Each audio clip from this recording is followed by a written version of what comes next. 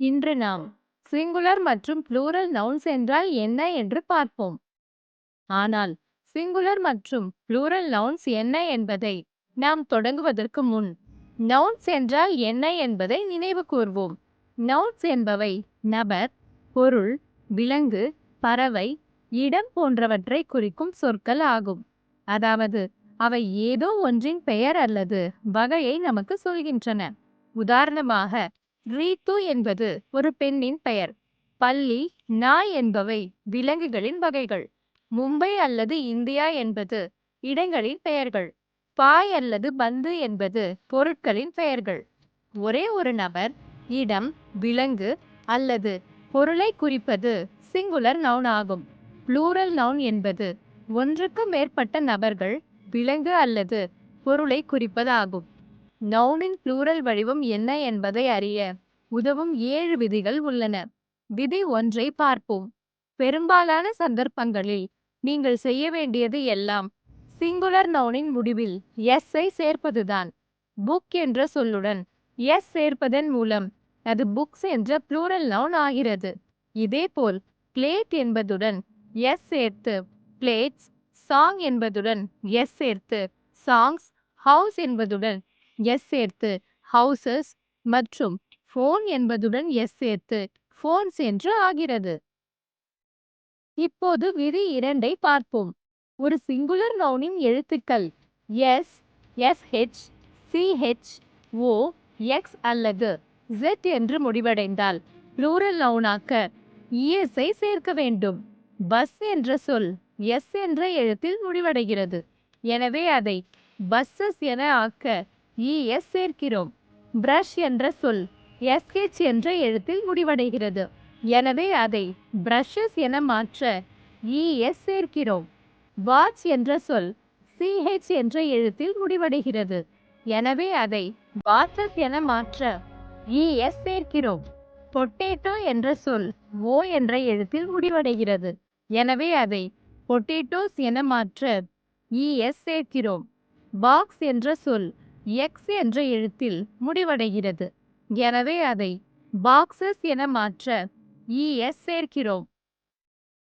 விதி 3ஐ பார்ப்போம். எஃப் அல்லது எஃப்இ என்ற எழுத்துடன் சிங்குலர் நவுன் முடிவடைந்தால் எஃப் அல்லது எஃப்இயை அகற்றி அதற்கு பதிலாக பிஇஎஸ்ஐ சேர்க்க வேண்டும். வொல்ஃப் என்ற வார்த்தை எஃப் என்ற எழுத்தில் முடிவடைகிறது. எனவே நாம் எஃப்ஐ நீக்கிவிட்டு அதை wolves என மாற்ற விஇஎஸ்ஐ சேர்க்கிறோம். காஃப் என்ற வார்த்தை எஃப் என்ற எழுத்தில் முடிவடைகிறது. எனவே நாம் எஃப்ஐ நீக்கிவிட்டு அதை காஃப் என மாற்ற விஇஎஸ்ஐ சேர்க்கிறோம். நைஃப் என்ற வார்த்தை எஃப்இ என்ற எழுத்தில் முடிவடைகிறது. எனவே நாம் எஃப்இ என்பதை நீக்கிவிட்டு அதில் விஇஎஸ் என்று சேர்த்து நைவ்ஸ் என ஆக்குகிறோம். இப்போது விதி 4ஐ பார்ப்போம்.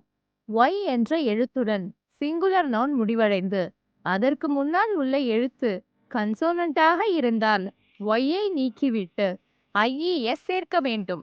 ஆர்மி என்ற சொல் ஒய் என்ற எழுத்தில் முடிவடைகிறது. மேலும் ஒய்க்கு முன்னால் உள்ள எழுத்து எம் என்பது ஒரு கன்சோனன்ட்.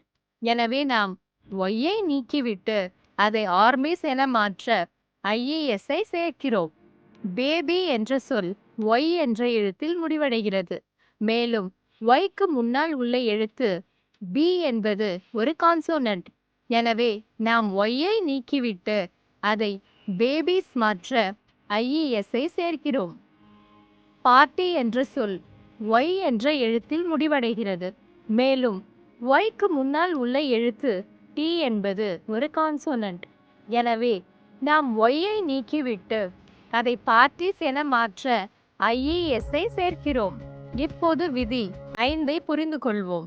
ஒய் என்ற எழுத்தில் சிங்குலர் நவுன் முடிவடைந்து அதற்கு முன்னால் உள்ள எழுத்து வவ்வலாக இருந்தால் நாம் ஒய்யை அப்படியே வைத்துக்கொண்டு எஸ்ஐ சேர்க்க வேண்டும்.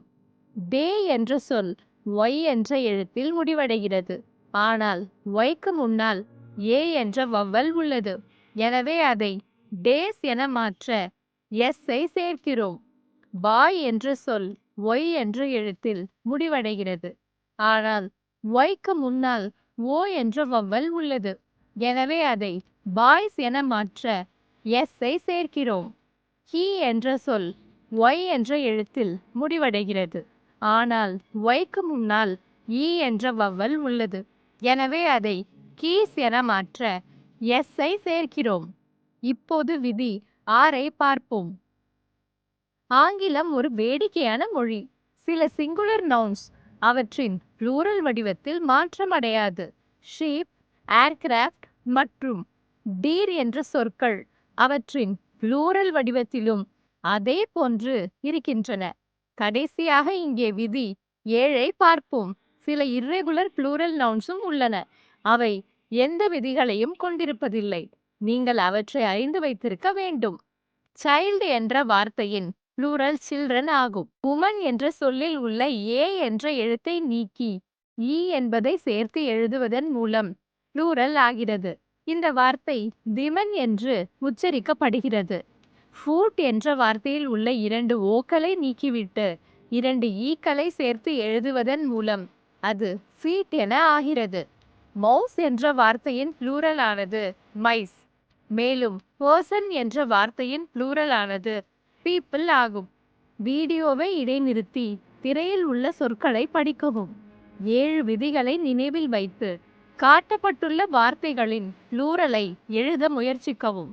பின்னர் உங்கள் பதில்களை சரிபார்த்து எத்தனை ப்ளூரல் சரியானவை என்பதை வீடியோவை இயக்கி பார்க்கவும். நிறைய விதிகள் இருந்தாலும் சிங்குலர் மற்றும் ப்ளூரல் நவுன்ஸை நீங்கள் தொடர்ந்து நடைமுறை வாழ்க்கையில் பயிற்சி செய்து பார்த்தால் மட்டுமே இவற்றை சரியாக பயன்படுத்த முடியும். தொடர்ந்து படியுங்கள். ஆங்கிலத்தில் தொடர்ந்து பேசுங்கள்.